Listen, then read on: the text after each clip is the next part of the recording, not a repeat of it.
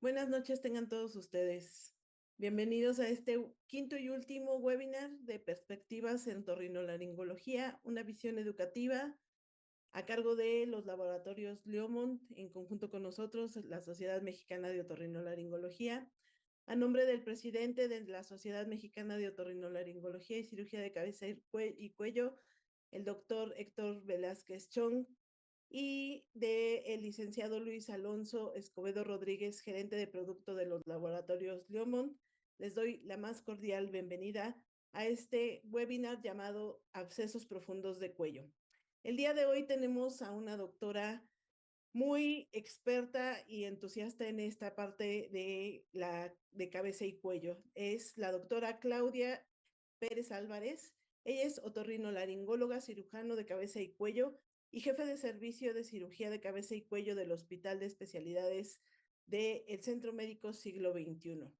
Es una persona muy entusiasta, con una vocación para la enseñanza y la investigación y con una excelencia quirúrgica en casos complejos de cabeza y cuello. Y le damos la más cordial bienvenida. Y adelante, doctora. Muchas gracias. Hola, buenas noches a todos, muy amables por la invitación para compartir esta charla con ustedes. Pues la finalidad de esta presentación no es dar una clase, simplemente creo que todos hemos visto en algún momento la, la patología más o en menor proporción en nuestros hospitales, y la idea pues es compartir con ustedes un poco de lo que en nuestra experiencia vemos cotidianamente en el Hospital de Especialidades, que es frecuente ver este tipo de pacientes, atenderlos y obviamente el reto que implica, aunque pareciera que es más frecuente de lo que parece, la realidad es que es un reto y eso es lo que quisiera compartir con ustedes en esta noche.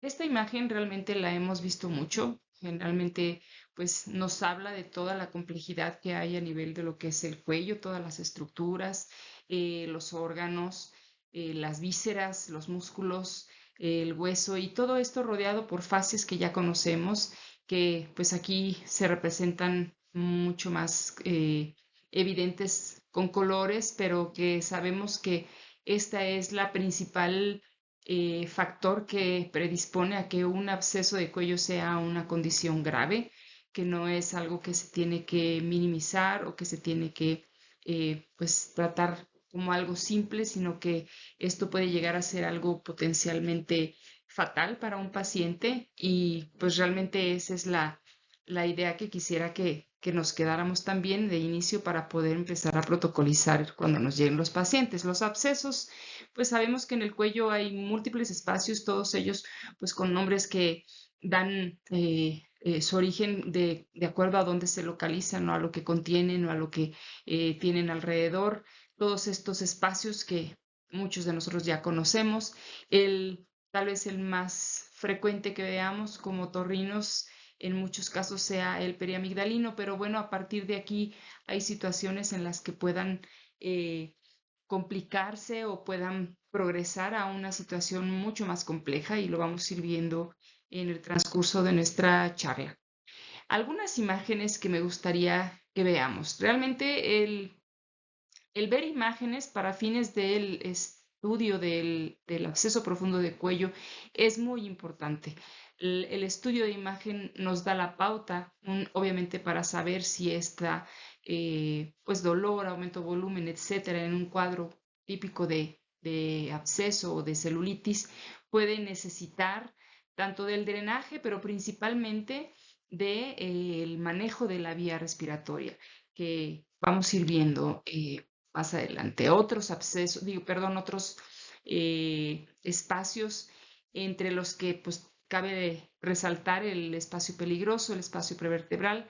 Cuando estos están involucrados, ya es de todos conocidos que esto pues complica y puede condicionar una extensión mucho más allá del cuello, en el mediastino, en el tórax, incluso en la parte abdominal, pero pues afortunadamente no llegan a esos extremos, y si sabemos a lo mejor tratarlos a tiempo, pues esto se puede evitar. Sin embargo, pues es un factor de riesgo cuando el involucro está condicionado a estas áreas donde las fascias pueden ser un factor de diseminación importante. En la imagen me gustaría que fuéramos viendo y familiarizándonos con el aspecto que tiene una tomografía.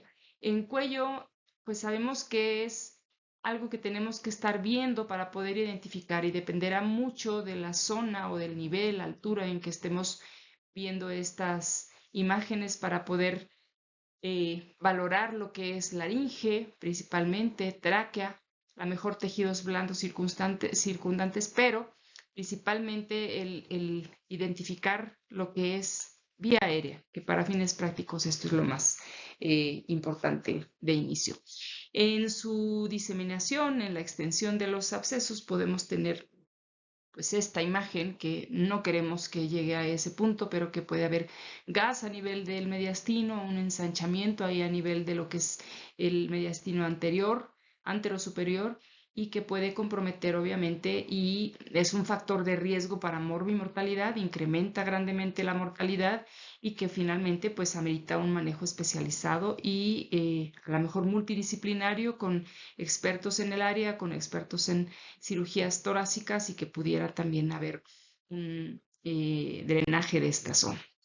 Etiológicamente, ¿qué es lo principalmente evidente en nuestra población? Desgraciadamente, la cultura del cuidado dental realmente es pobre y muchos pues tienen a lo mejor la economía otras prioridades y entonces sigue siendo un factor muy importante, más del 80% diría yo, a lo mejor un 70% tal vez en la frecuencia puede haber el origen dental, seguido de infecciones respiratorias, como comentábamos, a lo mejor abscesos en la zona de las amígdalas, en la periamígdala, en el espacio periamigdalino, y pues bueno, algunos otros menos frecuentes, afortunadamente, pueden ser las instrumentaciones traumáticas en lo que es la vía aérea o la instrumentación de aparato digestivo con una endoscopía, por ejemplo, y por último, creo que por frecuencia sería la presencia de un cuerpo extraño,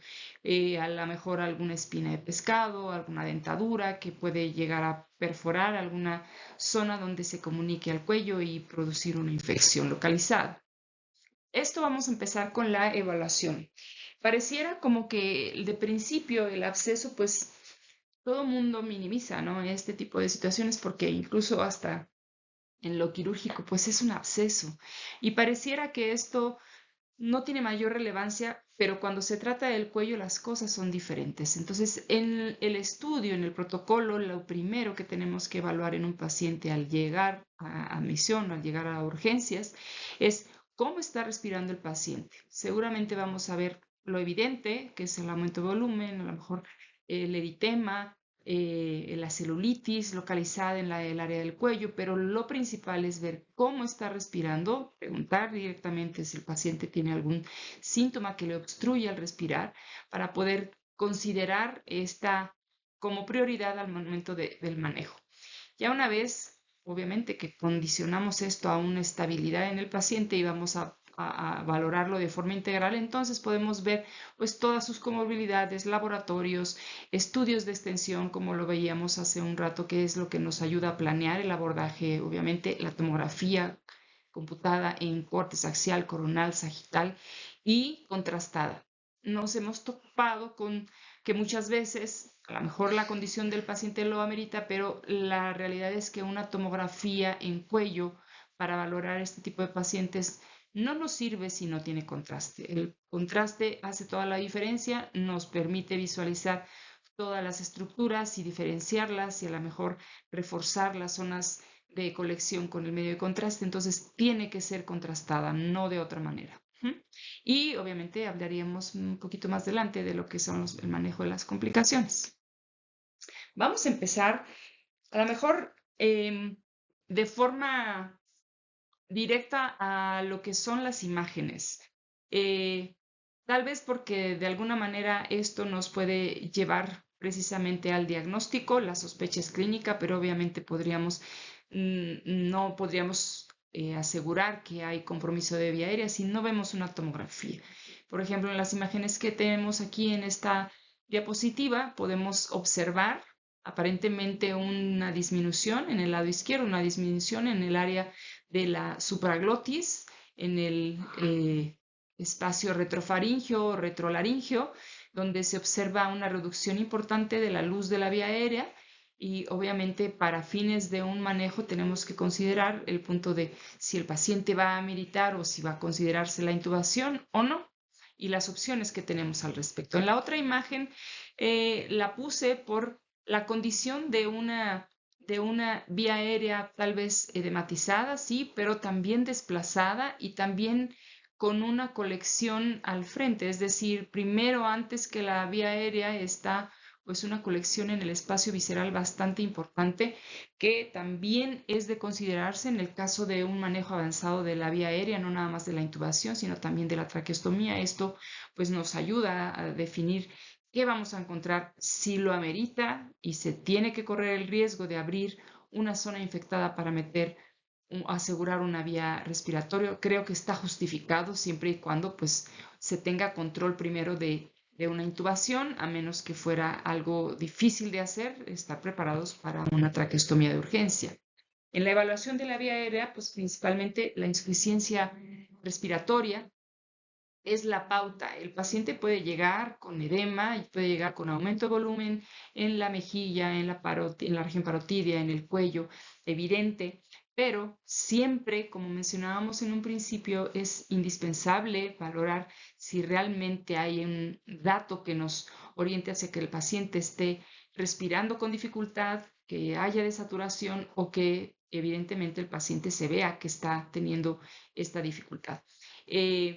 Lo anterior es porque finalmente hay que valorar el drenaje y obviamente el drenaje va a tener que ser en quirófano, el paciente tiene que estar anestesiado y al anestesiólogo se le tiene que comunicar todo esto para planear la inducción, la anestesia y obviamente si necesitamos a lo mejor algún equipo especial para valorar lo que es una traqueostomía o una cricotomía de urgencia antes del drenaje quirúrgico, ¿sí? Es importante ver el cuello del paciente, valorar de entrada lo que corresponde a los tejidos blandos, identificar dónde en determinado momento podríamos necesitar abordar en el cuello con la tomografía previamente, pero para poder marcar o identificar en dónde se pudiera hacer una traqueostomía de urgencia en el caso del que el paciente así lo amerite. Sabemos que en nuestra población pues hay cada vez más obesidad y esto pues condiciona que los cuellos sean cortos, sean obesos, sean aunados al trismus del paciente y al aumento de volumen por el exceso. Esto pues complica las situaciones a la hora de la intubación, entonces tendríamos que estar también preparados para un abordaje urgente, ¿sí? Bueno, la comunicación es importante en todas las áreas quirúrgicas, es muy importante. Entonces, siempre que vamos a intervenir a un paciente, creo que la mayoría de todos sabemos que tenemos que tener una adecuada comunicación con nuestro anestesiólogo. Se tiene que enterar de las condiciones de lo que va a encontrar del plan A y del plan B, si es que esto se requiere.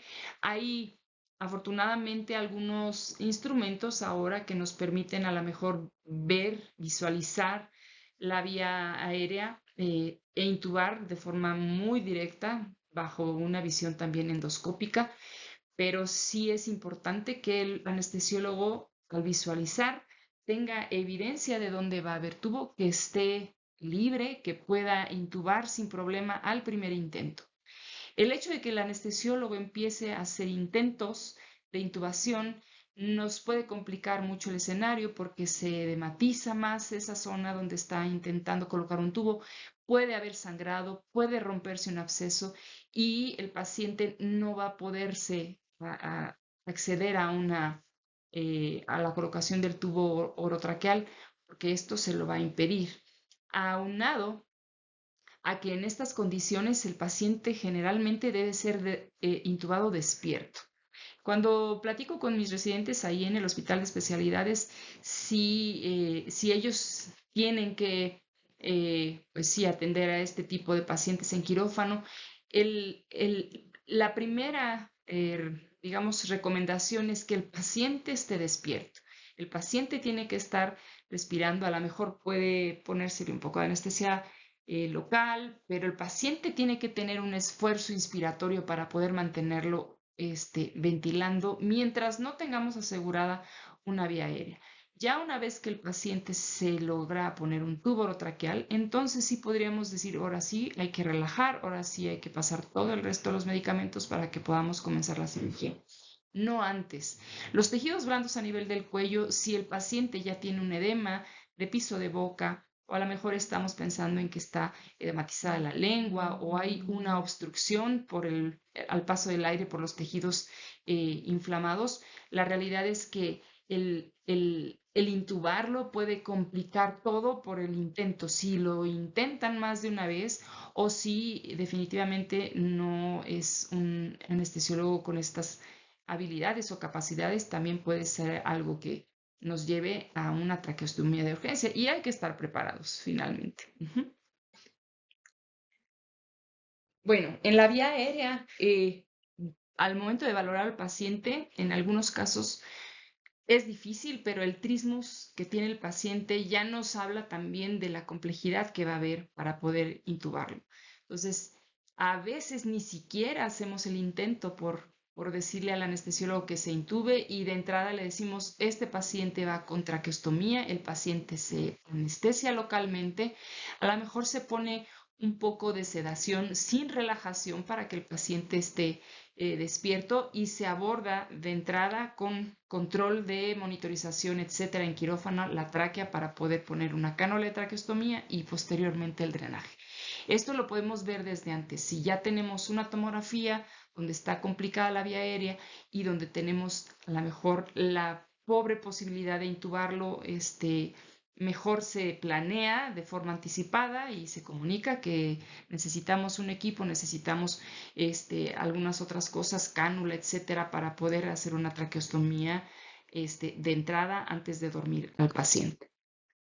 Estos son otros ejemplos. Ahí podemos ver a lo mejor unas colecciones. Realmente la vía aérea aquí no se ve complicada, sino a lo mejor un poquito edematizada. Esto puede ser en unas etapas iniciales de un absceso, pero en relación al tiempo, esto nos puede jugar en contra. Realmente la evolución puede ser en horas y a lo mejor una tomografía tener 12 horas de evolución, pero el paciente no va a mantenerse en ese mismo estatus. Tendríamos que saber que una vez que se cuente con la tomografía y sepamos qué vamos a hacer, se tiene que meter al paciente a drenaje lo más pronto posible. En la tomografía lo que vamos a ver es la extensión de la afección. Primeramente, si realmente hay una colección o un absceso. Muchas veces el aumento de volumen solamente se trata de celulitis o solamente se trata de edema, de la piel, de la estriación de grasa, del músculo, etc. Y en muchos casos pudiera no requerir o no tener una colección evidente. La mayoría de nuestros casos, la realidad es que llegan con no un espacio ocupado, sino varios espacios ocupados y pues la complicación más importante que es la afección del mediastino. Siempre en una tomografía tenemos que ver la localización de la vía aérea, si hay edema, si hay desplazamiento, si la tráquea está muy hacia un lado, si está completamente desviada en la línea media, como para poder también tener este plan en mente en caso de requerir alguna cirugía o un abordaje de la vía aérea de urgencia con una traqueostomía. Aunado a esto, pues también hablamos de un tratamiento médico. Sabemos que muchas veces de entrada a los pacientes no vamos a tener un cultivo, pero tenemos tratamientos empíricos que podemos iniciar inmediatamente al ingreso del paciente, doble esquema. El hecho es que se cubra tanto gram negativos como gram positivos y como anaerobios, entonces se deja doble esquema que puede ser alguna cefalosporina y clindamicina o bien, si no se cuenta con esto, en algunas unidades hospitalarias puede haber penicilina con metronidazol, pueden funcionar de inicio. A lo mejor posteriormente se puede hacer algún cultivo y a lo mejor el antibiograma nos puede orientar hacia cambiar un antibiótico diferente, pero de entrada creo que lo empírico nos sirve para empezar a tratar el paciente. Cuando hay celulitis incluso a las 24 horas de inicio del tratamiento puede haber mejoría. Si hay colección, evidentemente tenemos que combinar el tratamiento médico con el abordaje quirúrgico para el drenaje. En algunos casos, cuando se identifica un solo sitio o un solo espacio afectado y el espacio está en una localización accesible, se puede tratar esto con punción. Digamos, del espacio periamigdalino, que todos sabemos que puede ser pues, un espacio nada más accesible al drenaje a través de la incisión intraoral o de la punción intraoral, pero si esto estuviera en algún otro sitio donde también fuera accesible, por ejemplo, el espacio parotidio, el macetero, el área de la región submaxilar, y está muy localizado, se puede hacer una punción directa, si se puede palpar. Si no es así, a lo mejor guiarla por imagen, por ultrasonido o por tomografía, si es que esto se trata de una sola colección. A veces esto pues nos permite tratarlo sin hacer un abordaje abierto y obviamente en conjunto con el tratamiento antibiótico que ya mencionamos anteriormente. La valoración o la revaloración a las 48 horas, tanto de una punción como de una celulitis con puro manejo antibiótico, se tiene que realizar. El paciente generalmente mejora en este tiempo. Si hay alguna complicación o si el paciente empeora, pues habría que replantear la necesidad de un drenaje abierto. Esta imagen es nada más anecdótica, nada más para ver pues lo que puede hacer un absceso. No necesariamente lo vemos a nivel de la tomografía, pero esto me llamó la atención. No quiere decir que sea el estudio ideal para verlo, pero para observar el edema importante de los tejidos blandos a nivel del cuello y obviamente, y lo de recalcarse o de resaltarse sería la columna de aire que está completamente desplazada hacia un lado. Esto pues debido precisamente a una infección cervical complicada. Nuevamente, una imagen de tomografía y las vamos a estar repitiendo para familiarizarnos y para ver sobre todo la vía aérea. Aquí pareciera nada más que está central, no se ve alrededor mucha celulitis, pero hay una reducción a nivel de lo que es la luz de la vía aérea, a nivel del guioides, esto es supraglótico, y que puede tener a lo mejor una reducción del paso del aire, que puede también en determinado momento complicar o requerir de algún otro tipo de abordaje para asegurar vía aérea si se requiere entrar a quirófano. Bueno, esta foto, estos son nuestros pacientes. Estos son los pacientes que normalmente vemos en lo común de nuestra población, pacientes pues, gorditos, con un cuello cortito, que este tipo de edema puede producir realmente pues una condición importante de obstrucción, sobre todo porque el cuello no tiene para dónde expandirse, sino que todo lo que está al interior se comprime o se obstruye. Y cuando no hay una respuesta de inicio al tratamiento médico, si estamos hablando de que se trató solamente con punción, a lo mejor con antibiótico, esto tendríamos que ver una mejoría a las 24 o 48 horas. Si no es así, tenemos que replantearnos la necesidad y la posibilidad de operar, como mencionaba anteriormente. ¿Qué tenemos que hacer? Si vamos a planear un tratamiento quirúrgico, ¿qué es lo que tenemos que ver? Mencionábamos anteriormente y lo vamos a repasar otra vez, la obstrucción de la vía aérea es básico. Tenemos que ver si el paciente tiene alguna situación de afección o de complicación de la respiración por el absceso.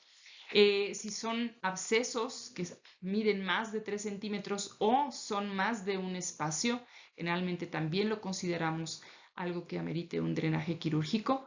Y obviamente si tiene un volumen de más de 3 centímetros cúbicos. Esto es como se vería por dentro en nuestro paciente de la tomografía. Vean cómo se ve todo este aumento de volumen a nivel de los tejidos blandos, sobre todo en el piso de la boca, la lengua, y esto obviamente hacia el frente está la mandíbula, pero hacia atrás se reduce sustancialmente la vía aérea a nivel de la orofaringe y se reduce al grado que se obstruye y puede ser algo completamente grave, en el momento en que el paciente empieza con disnea, esto está progresando y hay que actuar de inmediato.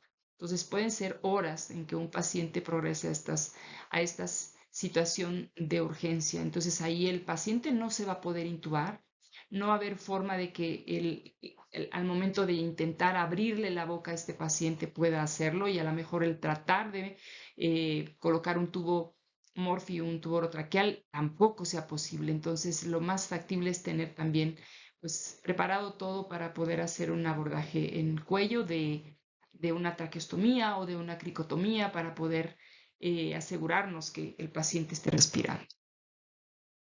Estas son otras imágenes clínicas. Habrá en algunos casos también esta hiperemia y extensión a la zona del mediastino. A lo mejor se puede extender por delante también o por detrás de lo que es la región esternal y verse de esta manera. Definitivamente son pacientes que se complican a nivel del mediastino, que ameritan terapia intensiva, que ameritan un abordaje en conjunto con cirugía torácica.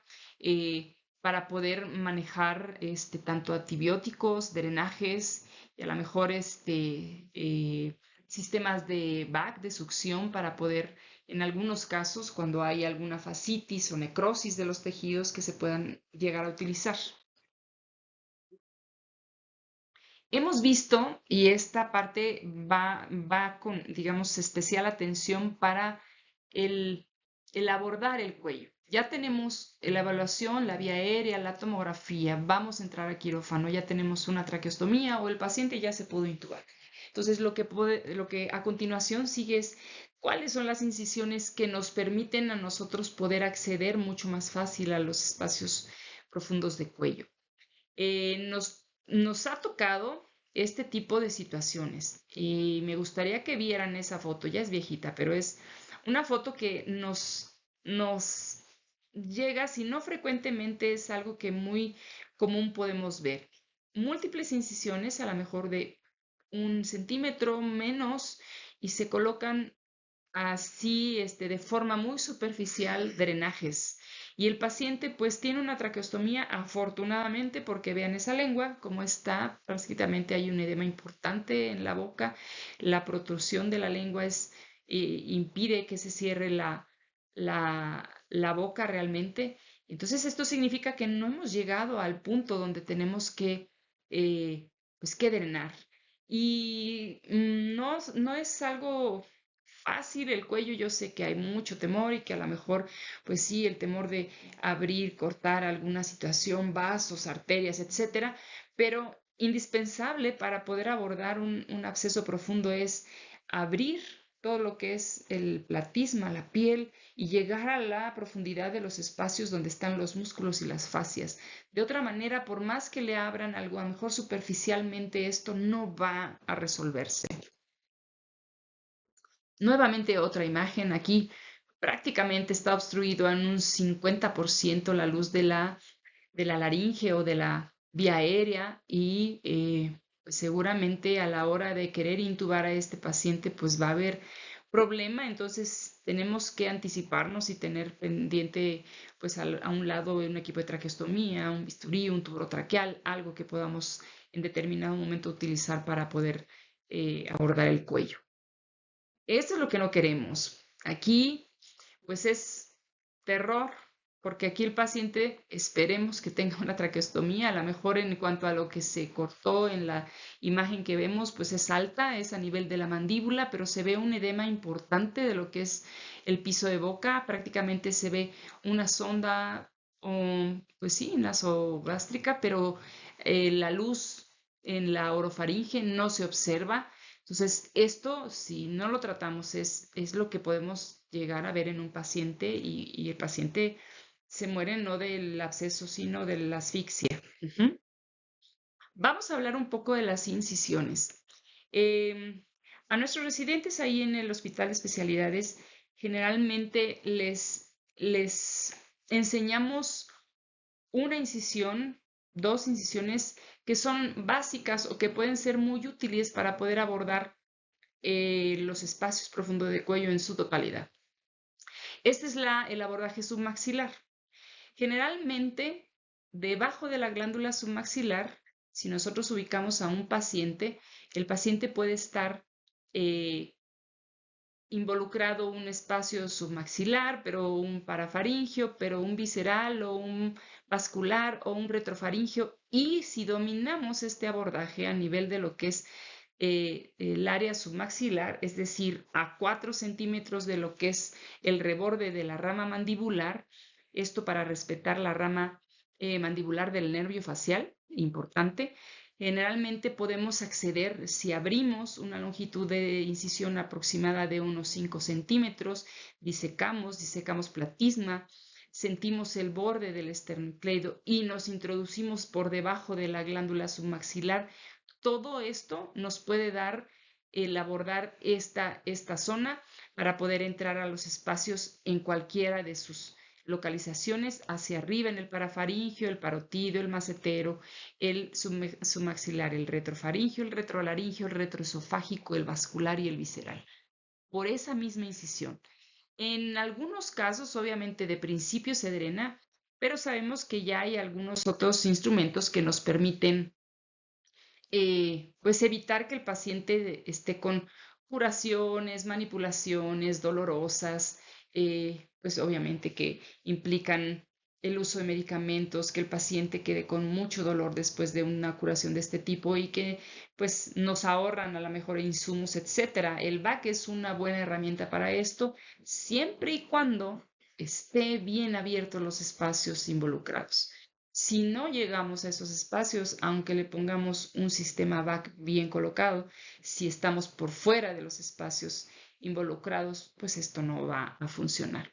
Y aquí en la imagen más o menos vemos el hecho de que podemos llegar a esa zona teniendo como referencia obviamente la rama mandibular, 4 centímetros abajo, tocando el borde inferior de la glándula submaxilar, haciendo una incisión, aquí se ve un poco más grande, pero puede ser alrededor de unos 5 o 6 centímetros, y disecando todos los espacios, el platisma, abriendo la fascia y abriendo el área de la cápsula de la glándula submaxilar para entrar de lleno a la profundidad de los espacios que mencionamos. Y aquí podemos decir que podemos abordar tanto el espacio sublingual, como mencionábamos, el submaxilar, el espacio parafaringio hacia profundidad y hacia superior, el maceterino un poco más superficial, el retrofaringio por debajo o por detrás de lo que es el borde lateral del hueso ioides, el espacio prevertebral y el visceral.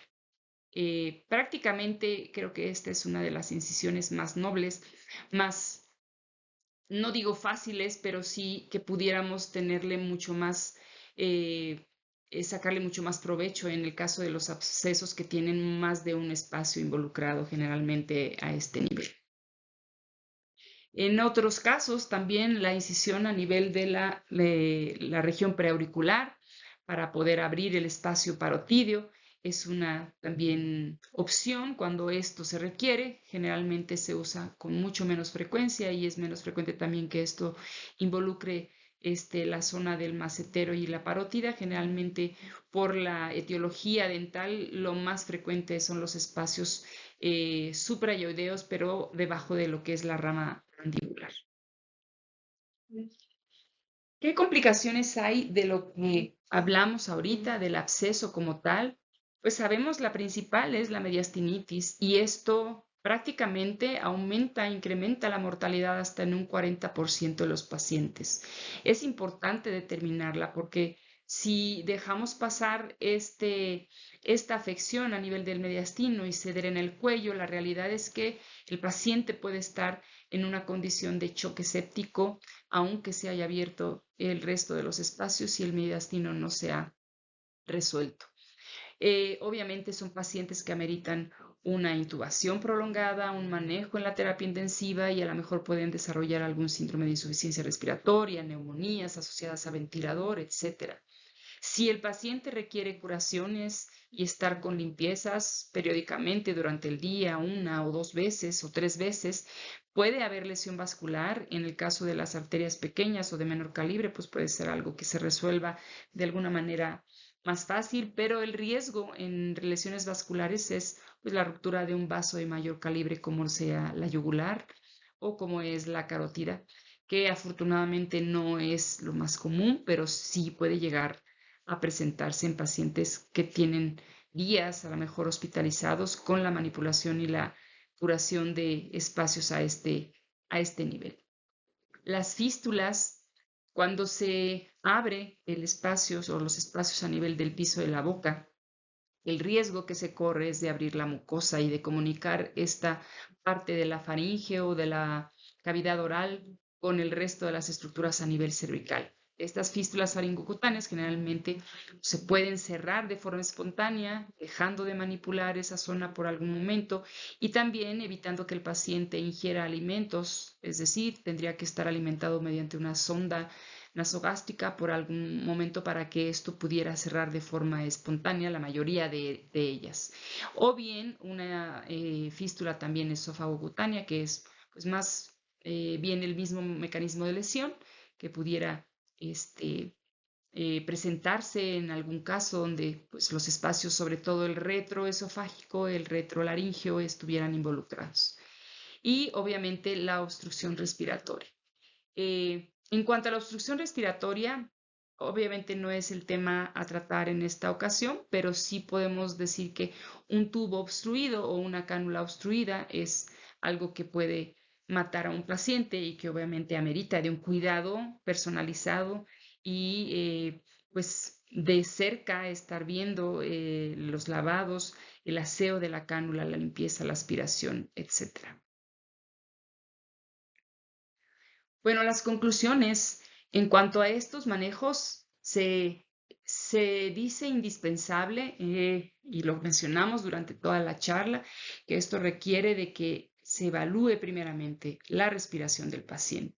Si de entrada tenemos un paciente con una dificultad para respirar, que siente que se obstruye, que no puede estar en decúbito porque el paciente siente que se ahoga al acostarse, ya estamos pensando, ya tenemos que pensar que este paciente no va a poder intubarse y que requerimos de tener todo el equipo necesario y que todo el mundo tiene que estar preparado porque requeriría o una cricotomía o una traqueostomía de urgencia. Idealmente no podemos hacerlo a ciegas. Idealmente mencionamos que tenemos que ver cómo está esa vía aérea por dentro, si está desplazada de la línea media, etcétera, pero habrá casos en los que ni siquiera nos dé tiempo de esto. Entonces, tenemos que contemplar siempre la vía respiratoria, hablar con los anestesiólogos, tener el equipo necesario tanto para ellos como para nosotros en el caso de requerirse.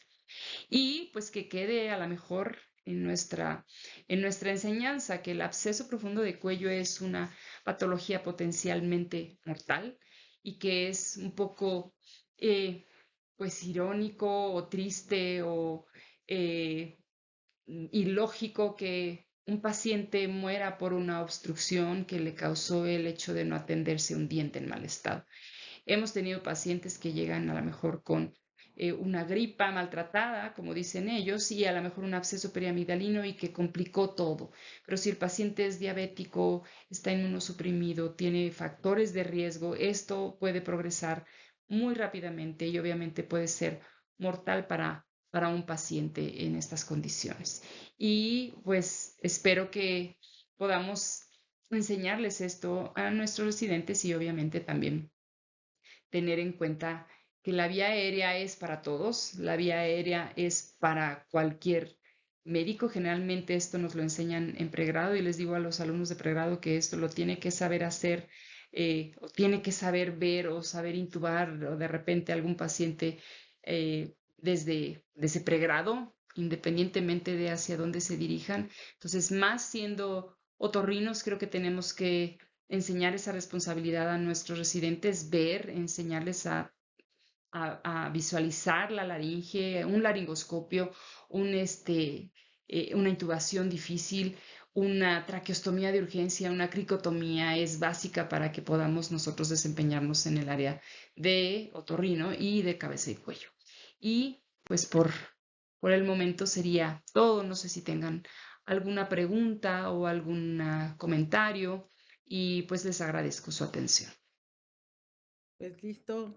Muchas gracias, doctora Claudia. Creo que tenemos ahí un par de inquietudes y creo que ya por ahí las leíste. Si gustas hacer los comentarios pertinentes, adelante, doctora. Muchas gracias. Gracias, buenas noches. Sí, bueno, me preguntaban si realmente la falta de higiene dental sería como la primera manifestación de alguna otra tipo de enfermedad. Creo que en cuanto a la etiología es muy frecuente que sea de origen dental, no nada más por falta de higiene. Generalmente puede ser algunos factores que desencadenan esto a través de una manipulación dental, incluso de una extracción dental o de una endodoncia o de un procedimiento a este nivel.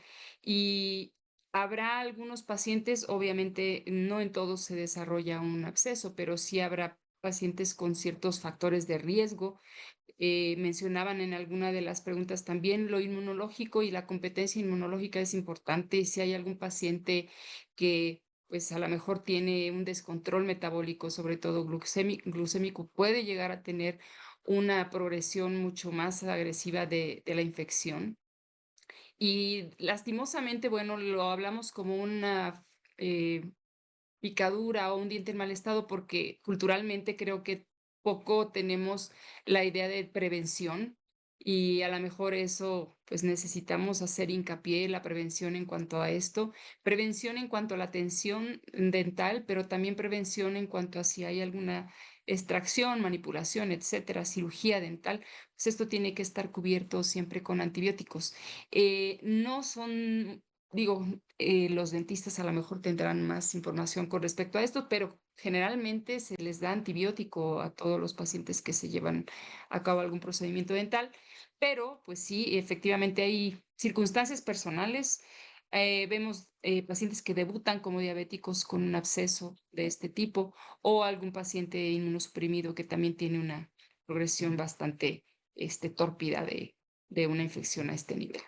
Em, Había otras preguntas en cuanto a Sí, sí, por ajá. aquí el doctor Mauricio Juárez, que si tienes experiencia con la escrófula.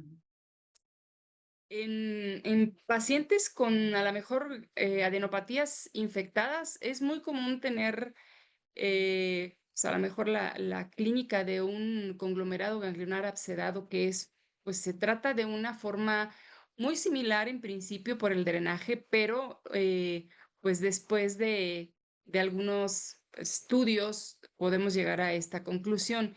Diferente porque a lo mejor una herida por una escrófula no va a cerrar de forma tan espontánea una vez que se resuelva el drenaje o se abra, perdón, y drene el conglomerado o la pus o el calcium, pero sí tenemos la experiencia de que esto tiene que manejarse en conjunto con el servicio de infectología y una vez que te tenga la sospecha o la confirmación, pues el tratamiento antifímico por parte del área de infectología. Sí. Es, Tu opinión acerca de terminando la cirugía, enviarlos a terapia intensiva para que sigan ahí su tratamiento, bueno, su vigilancia. En la experiencia que tenemos en el hospital, la mayoría de las veces cuando la intubación es difícil, el paciente debe de mantenerse intubado por algunas 24, 48 horas máximo antes de planear extubar para permitir que la vía aérea se desinflame y no haya ningún contratiempo, digamos, en el posoperatorio, sobre todo para los pacientes que tuvieron alguna intubación de más de 2, 3 intentos, generalmente se espera este tiempo. Si el paciente se requirió a lo mejor solamente una intubación y se pudo acceder a la vía aérea sin problema, el paciente sale sin tubo y sale directo a piso para continuar su tratamiento, ya sea de curaciones, VAC o antibiótico-terapia, pero en piso. También aquellos que salen con traqueostomía tampoco van a terapia intensiva, a menos que, bueno, el paciente esté en una condición de choque séptico y haya alguna otra situación que mejorar, no sé, una cetoacidosis o alguna otra cosa. Muy bien, la doctora María Estela Chávez y la doctora Estefanía Cisneros Te mandan muchísimas felicitaciones y gracias por el Ay, repaso y saludos también. entonces te mandan muchos saludos. La doctora Paola González, ¿en qué casos que se puede considerar un absceso de cuello que amerite atención a segundo o tercer nivel? Tenemos presencia de algunos médicos de primer contacto, entonces esta pregunta seguramente va relacionada a eso. ¿En qué Ajá. caso lo manda a segundo o tercer nivel de atención? Y en un sistema institucional, pregunta la doctora Marlene. En esta pregunta es importante porque creo que ahorita estamos viendo necesidades en áreas de segundo nivel. O sea, tal vez, y yo entiendo que mucha gente a lo mejor recién egresada, especialistas nuevos que tienen poca experiencia, se están topando con esto en segundo nivel y no siempre llegan así de complicados. Habrá a lo mejor algunos que llegan en una fase de celulitis y que a lo mejor en la tomografía solamente se ve edema y aquí pues valorando la condición del paciente, se valorará nada más el tratamiento antibiótico, pero si, digamos, en 24 horas de observación el paciente muestra una franca evolución tórpida, aumenta de volumen, el paciente refiere que ha estado peor, etcétera, yo creo que es momento de drenarlo o de enviarlo a un tercer nivel. Eh, los médicos, y esto es una opinión personal, a lo mejor ya se sale un poco de lo que a lo mejor quisiera yo decir francamente, los médicos en segundo nivel, no todos saben y no todos tienen la experiencia a nivel del cuello. Sin embargo, creo que tienen que tener experiencia en manejo de vía aérea, cuando menos para asegurar que el paciente o va a estar intubado o va a estar traqueostomizado, si la idea es que esto está evolucionando y se tiene que enviar.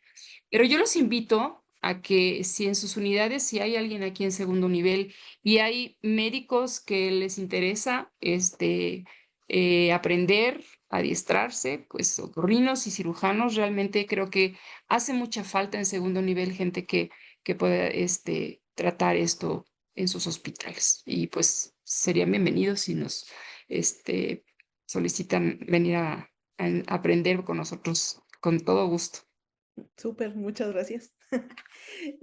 Y bueno, yo creo que esto contesta la pregunta, bueno, lo que consideraba el doctor Urbina pues son pacientes que están muy graves y en varias ocasiones requieren de traqueotomía y pues no necesitan de intubación porque pues, se refería él más al edema glótico, si considerabas enviarlos intubados siempre a terapia intensiva y creo que la mayoría de ellos requieren a veces una intubación por una vía que no sea la orofaringia, sino por una vía traqueal, por lo mismo de su padecimiento.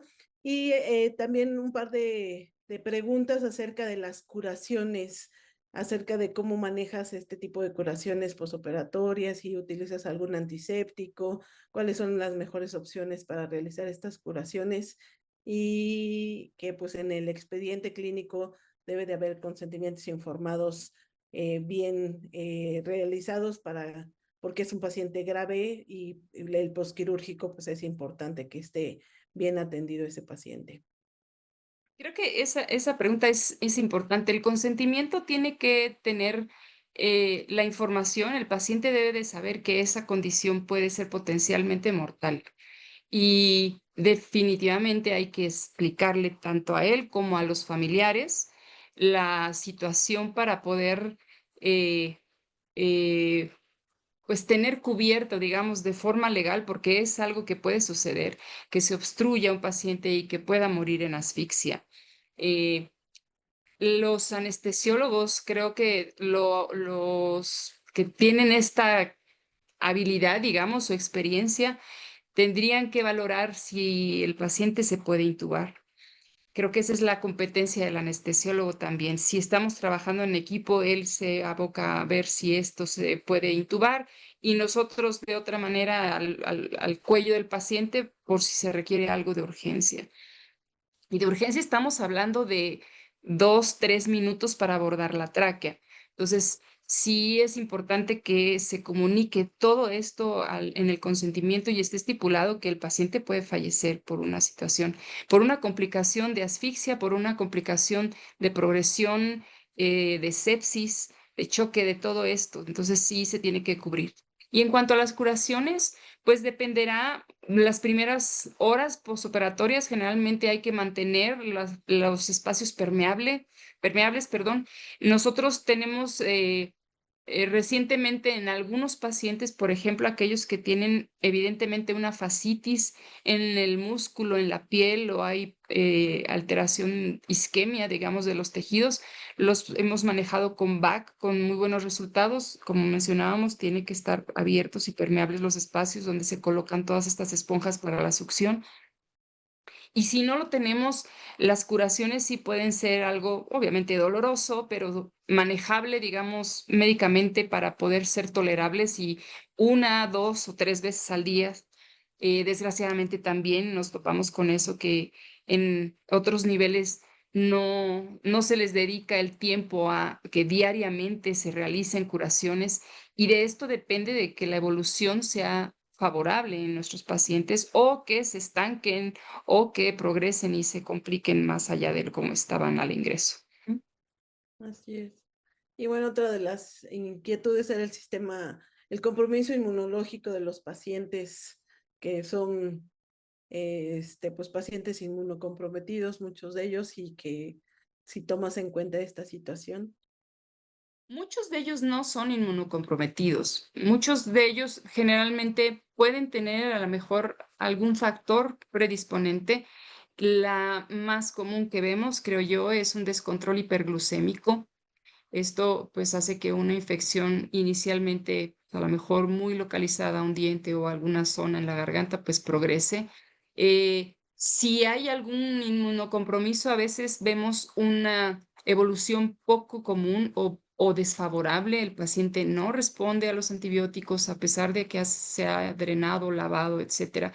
No hay una mejoría y entonces nosotros empezamos a sospecharlo, no como un manejo inicial, pero a lo mejor si tenemos a lo mejor la sospecha y se evidencia, no sé, alguna infección por VIH o alguna situación de inmunocompromiso, se trata ya una vez que mejoró y que el paciente está estable y que superó la situación de urgencia, para que se le dé tratamiento adecuado y seguimiento.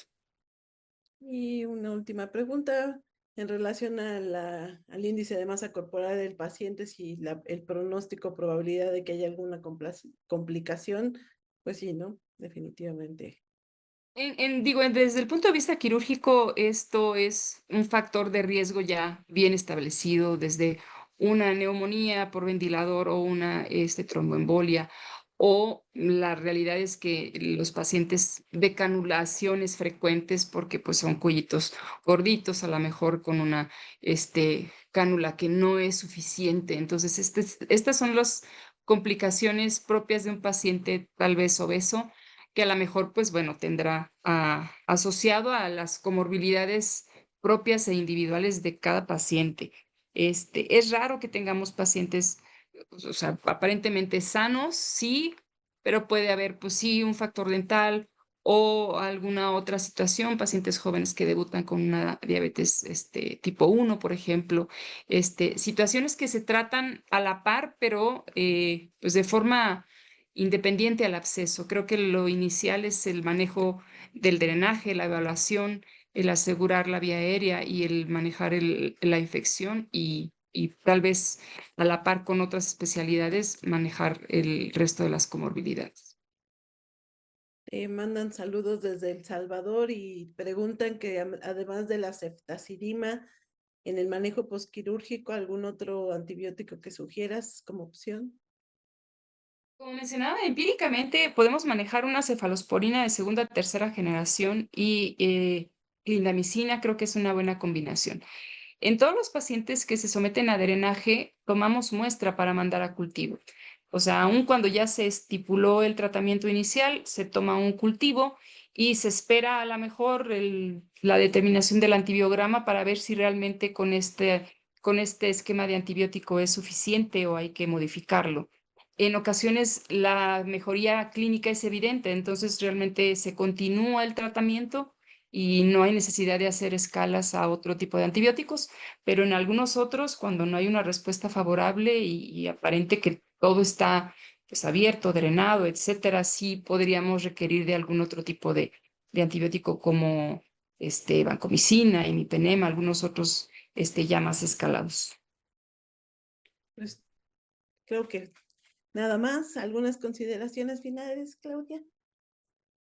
Pues nuevamente les vuelvo a invitar a los médicos que estén interesados en este tipo de patología y obviamente no es la única, pero en el servicio de cabeza y cuello tenemos la peculiaridad que nos dedicamos a esto todos los días y que podríamos compartir con ustedes experiencia para poder tratar a los pacientes y obviamente evitar que lleguen al extremo de una encefalopatía o de una situación por un mal manejo de la vía aérea. Sobre todo eso, creo que en general, bueno, un absceso sabemos que es una complicación o una situación en sí grave, pero poder asegurarnos que el paciente se va a poder tratar integralmente. Y bueno, pues les agradezco la invitación y la atención de todos y sus preguntas. Muchas gracias. Muchas gracias a ti, muy interesante y la verdad es que muy padre la manera en la que lo manejaste. Agradecemos su presencia. Les recuerdo que estos webinars van a estar en la app de la Sociedad Mexicana de Otorrino por si gustan repasar todos los temas anteriores. Y pues bueno, este es el último webinar de este ciclo de conferencias junto con los laboratorios Liomont y le cedo la palabra al doctor Héctor Alejandro Velázquez Chong para que nos dé un mensaje final. Muchísimas gracias a todos. Para mí siempre es un honor poder dirigirme a todas y todos ustedes. Muy buenas noches. Y hoy es para clausurar formalmente esta serie de webinars titulada Perspectiva ORL, una visión educativa. Ha sido un espacio de intercambio académica que nos ha permitido reflexionar, actualizar conocimientos y fortalecer nuestra visión sobre la práctica de la otorrinolaringología y cirugía de cabeza y cuello. A lo largo de estas 5 sesiones tuvimos la oportunidad de escuchar a destacadas y destacados especialistas que compartieron sus conocimientos, su experiencia, su tiempo y su dedicación, cuya participación enriqueció de manera significativa cada encuentro y nos permitió acercarnos a los temas con una perspectiva mucho más amplia, humana, ética y comprometida. Expreso mi agradecimiento a Laboratorios Liomont, cuyo invaluable apoyo hizo posible la organización de este programa. Su compromiso con la educación médica continua es evidencia clara de su interés por contribuir al crecimiento profesional de nuestra comunidad y, por supuesto, del bienestar de nuestros pacientes. Asimismo, mi reconocimiento a todo el staff que hace posible estas sesiones, así como a nuestra querida coordinadora, la doctora Nancy Aguilar. A todas y todos los asistentes, gracias por su participación activa y por demostrar que la formación nunca se detiene. Su presencia en este tipo de iniciativas es el motor que impulsa a nuestra sociedad a continuar generando espacios académicos de calidad, oportunos y accesibles. Hoy concluimos esta serie de 5 webinars, pero la labor continúa. Los invito a que continúen en este espíritu de aprendizaje, colaboración y excelencia que caracteriza a nuestra magnífica especialidad. Siendo así, y a nombre de nuestra muy querida Sociedad Mexicana de Otorrinolaringología y Cirugía de Cabeza y Cuello, declaro formalmente clausurados los webinars Perspectiva ORL, una visión educativa. Excelente noche.